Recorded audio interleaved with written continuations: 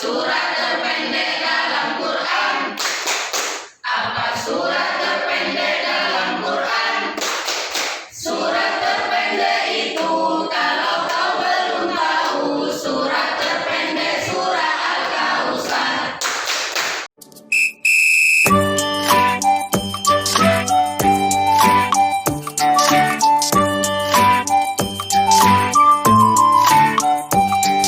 Hari ini dari Selasa tanggal 12 Juli tahun 2022 jam 8:40 BIMTEK Mandiri Guru Pendidikan Agama dan Budi Pekerti dalam baca tulis Al-Quran atau BTA sebagai muatan lokal wajib pada jenjang SD negeri Kabupaten Kendal saya nyatakan bisa dimulai.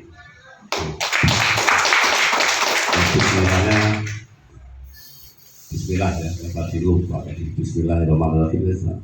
Alhamdulillah bisa dibuka dengan baik ya. Semoga perjalanan 2 hari dapat bermanfaat bagi kita semua. Assalamualaikum warahmatullahi wabarakatuh. Waalaikumsalam warahmatullahi wabarakatuh. Alhamdulillah pada hari ini kita lanjut untuk BIMTEK baca tulis Al-Quran sebagai muatan lokal wajib di sekolah hari kedua dengan materi teknik pembelajaran BTA.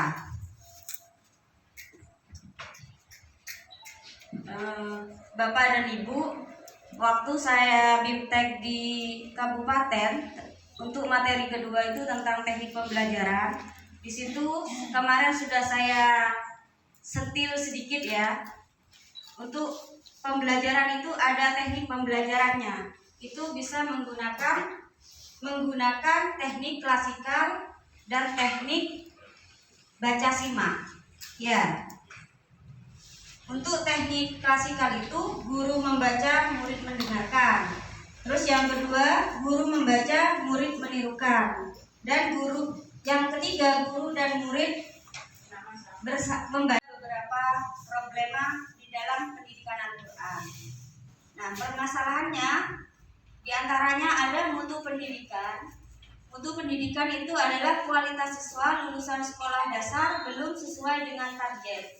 Jadi kebanyakan dari tahun kemarin-kemarinnya itu siswa kelas 6 itu masih belum bisa membaca Al-Quran, tapi masih ada yang kelas 6 itu masih jilid 1, jilid 2. Jadi masih dalam 6 tahun itu masih belum memenuhi target.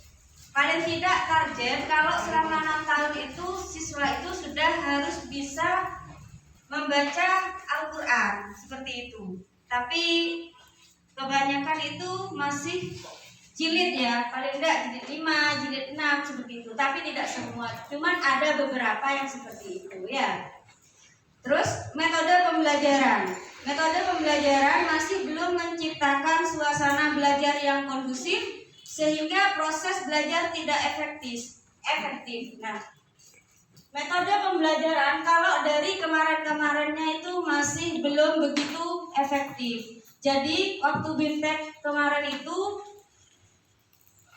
metodenya menggunakan metode yang menyenangkan. Jadi menggunakan beberapa lagu supaya menyenangkan. Karena apa? Kalau lagu itu lebih diingat oleh anak-anak.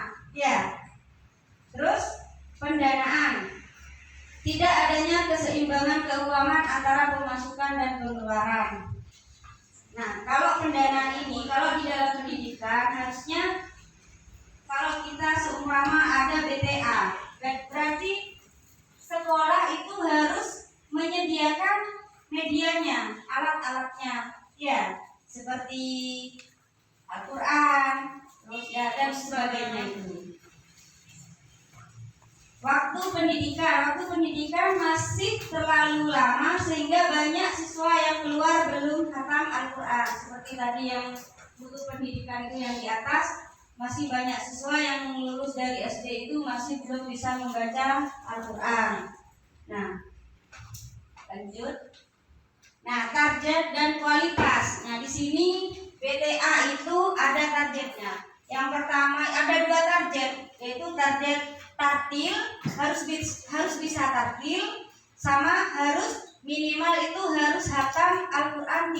30 juz.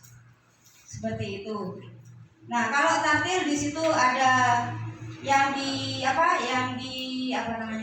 diperhatikan itu ada fasolahnya, tajwidnya, ghoritnya, suara dan irama. Kalau suara dan irama itu sudah ditentukan, itu menggunakan lagu nahawan. Itu sudah kesepakatan di kabupaten. Jadi memang tidak semua guru itu bisa lagu nahawan. Jadi kita sama-sama belajar untuk gimana caranya kita bisa mengajari anak-anak itu menggunakan lagu nahawan. Nanti saya putarkan videonya contoh mengaji menggunakan lagu nahawan. Karena bukan cuma mengajinya nanti yang menggunakan lagu nahawan. Seperti berdoanya itu juga diharuskan menggunakan lagu nahawan seperti itu. Nah, ini untuk yang kedua itu khatam Al-Quran 30 juz. Itu. Sikal baca simak. BTA dalam praktek pembelajarannya menggunakan teknik klasikal dan baca simak. Dan teknik ini mencapai target kurikulum baik kualitas maupun kuantitas dapat diukur. Nah, dengan menggunakan teknik klasikal dan baca simak ini, kita bisa mengukur kemampuan siswa kita. Contohnya seperti ini. Kemarin saya membuat RPP yang kelas 1 ya. Jadi antara kita kemarin membuat administrasi itu harus runtun mengajarnya dengan tekniknya juga. Saya contohkan karena kemarin saya membuat RPP yang kelas 1. Jadi hari ini saya akan mengajar dengan materi kelas 1 ya. Untuk teknik klasikal, Bu Guru saya bacakan terlebih dahulu. Setelah itu kalian untuk teknik yang pertama kalian mendengarkan dulu ya. Alif, ba, ta, fa, jim. Nah, terus yang kedua alif, ba, ta, fa, jim. Ayo ditirukan. Alif, ba, ta, sa, jim. Nah, sekarang 1, 2, 3. Alif, ba, ta, sa, jim. Nah, seperti itu.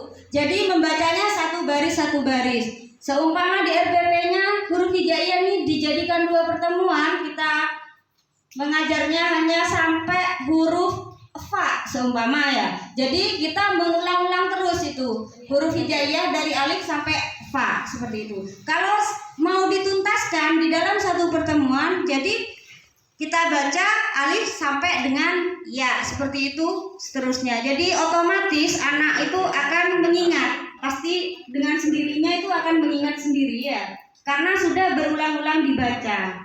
Jadi sangat mudah untuk diingat seperti itu ya.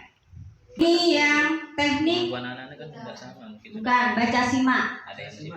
Nah, ini anak yang pertama, yang nomor 1 ya. Anak yang pertama itu seumpama anak yang pertama itu mengucapkan huruf alif. Nah, terus yang kedua ba, ta, fa, jim. Nah, terus untuk yang kedua, jadi anak yang pertama tadi harus mengucapkan huruf yang keduanya. Nah, jadi ba, ta, fa, jim, ha, ho, seterusnya. Catatan untuk model pembelajaran klasikal baca simak. Nah, di sini jilid 1 kelas. Jika satu kelas jilid 1 jilid, halaman pelajaran harus selalu sama. Jadi halamannya harus sama. Jadi nanti kan ada tingkatannya itu dalam. Nah, jadi kelas 1, kelas 2 belum tentu ya. Kalau yang kelas 2 itu kadang ada murid yang sudah bisa membaca Al-Quran.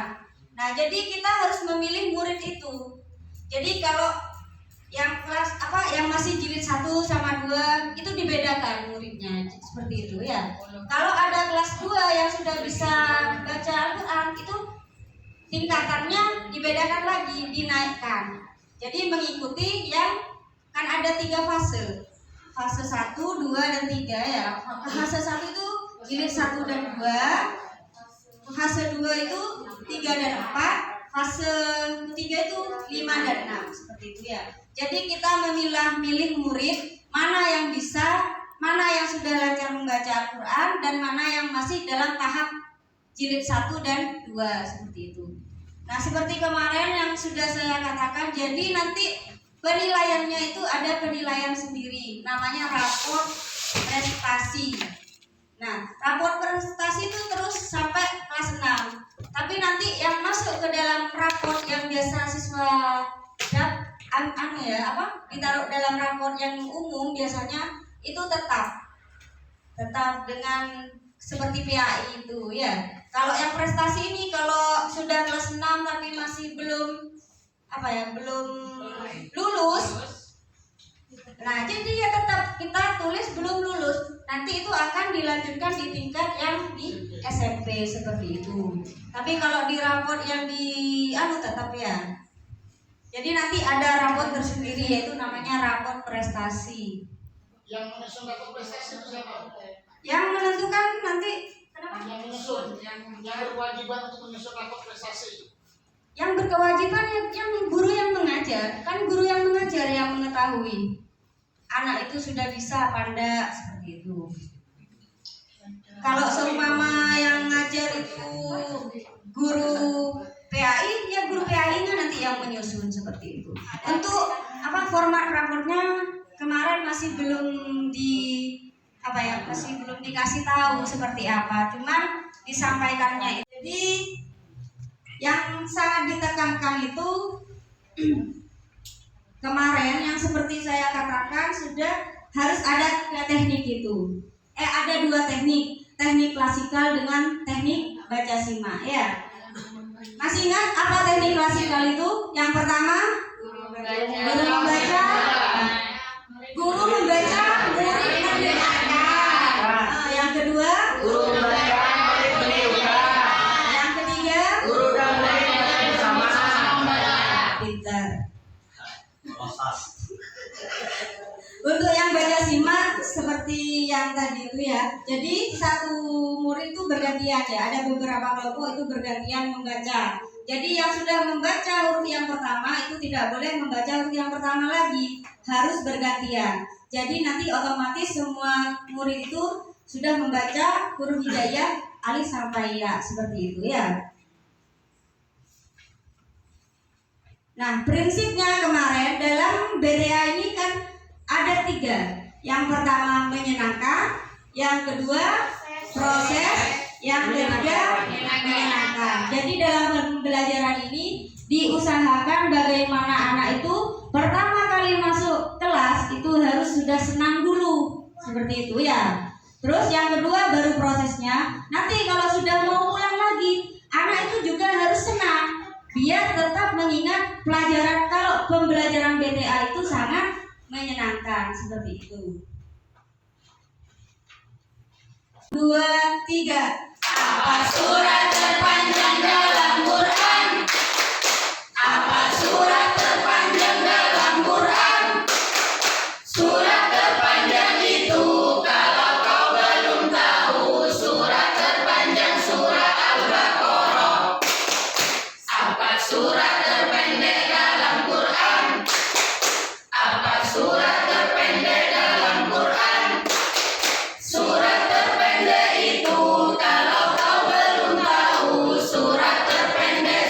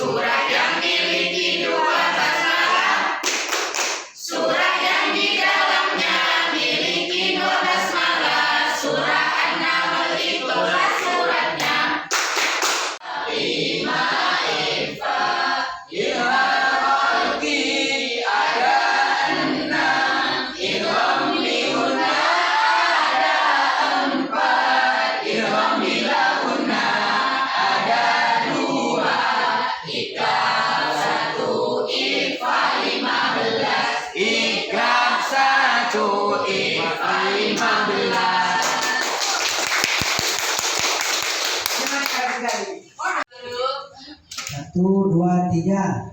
Huruf qalqalah jumlahnya 5, dipelajari di jilid 5. Baju di toko itu rumusnya, bagian toko huruf lepasnya. Baju di toko itu rumusnya, bagian toko huruf lepasnya. Qalqalah itu dibagi 2, qalqalah sughra, qalqalah kubra.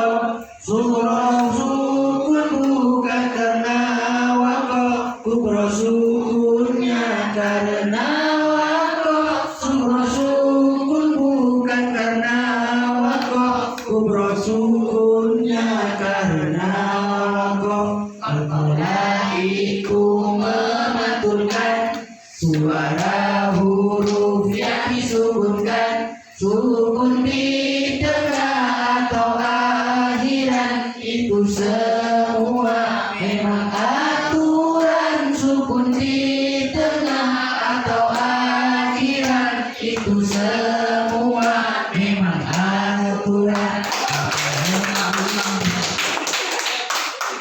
Aduh senangnya metode baru, belajar bersama murid dan guru, menimba ilmu tiada jemu, mencari bekal agar jiwanya maju untuk membangun yang bermutu. Bersungguh-sungguh sangatlah perlu, berbudi luhur terus dipacu. Hati yang kotor harus disapu, kasih dan sayang sifatnya guru. Tak kenal lelah, tak kenal lelah menyebar ilmu. Salihah siap. Baik, kalau sudah siap semua, mari kita buka pelajaran hari ini dengan membaca doa ya. Fathah diikuti alif, dibaca panjang 1 ayunan.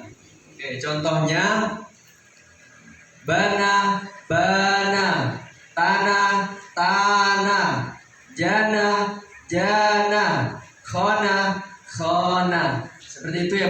Mantap. Lagi. Gimana kabarnya anak-anak semua, sehat?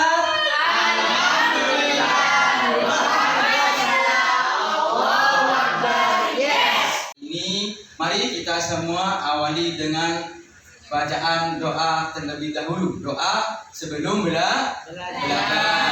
Semangat ya menghadap ke depan, diperhatikan Pak Guru. Jangan main-main agar ilmunya barokah. Mari ikuti Pak Guru. A'udzu billahi minasy syaithanir rajim.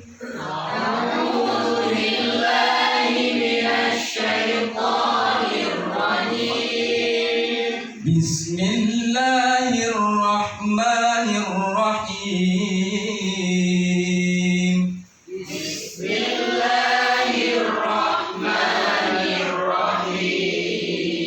Raditu billahi rabba.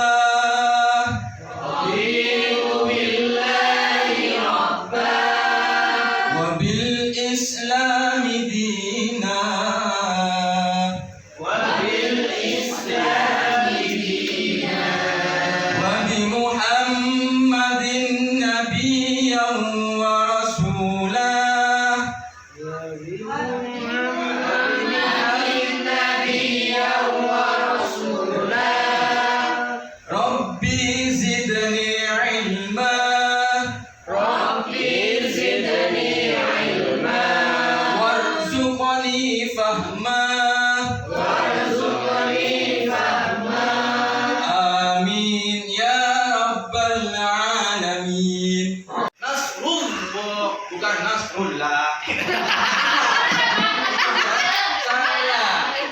masing-masing itu digaris bawahi. Sudah, Pak. Ayo dikerjakan terlebih dahulu, jangan terburu-buru, diteliti, dilihat,